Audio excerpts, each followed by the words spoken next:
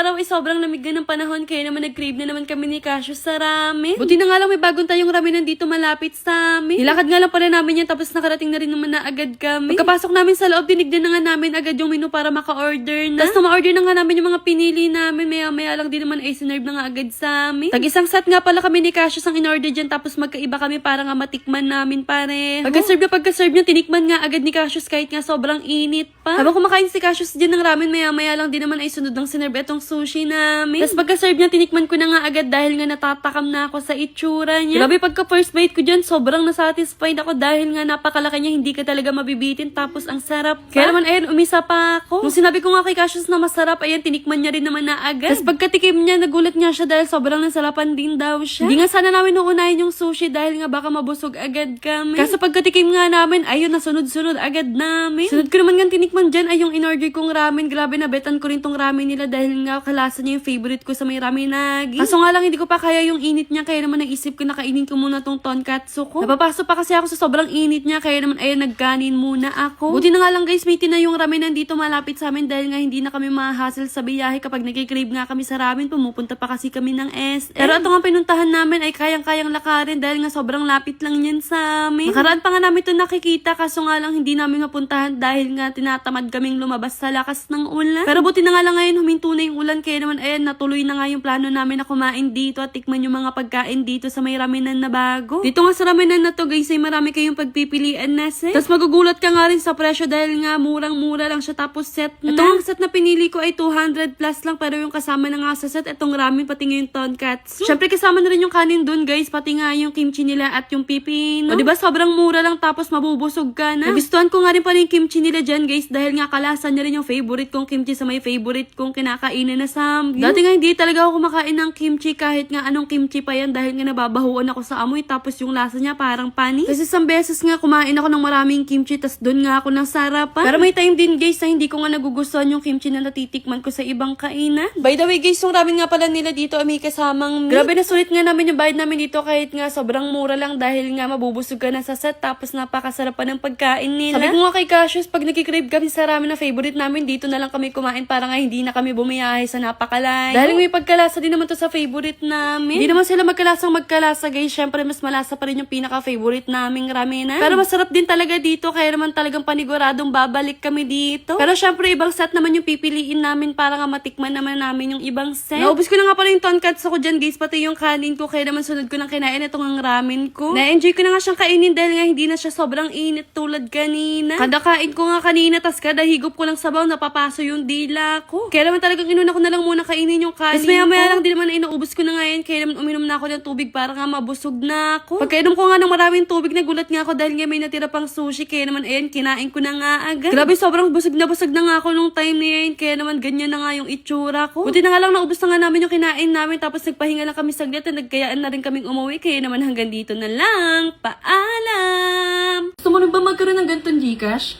Click mo yung link sa comment section.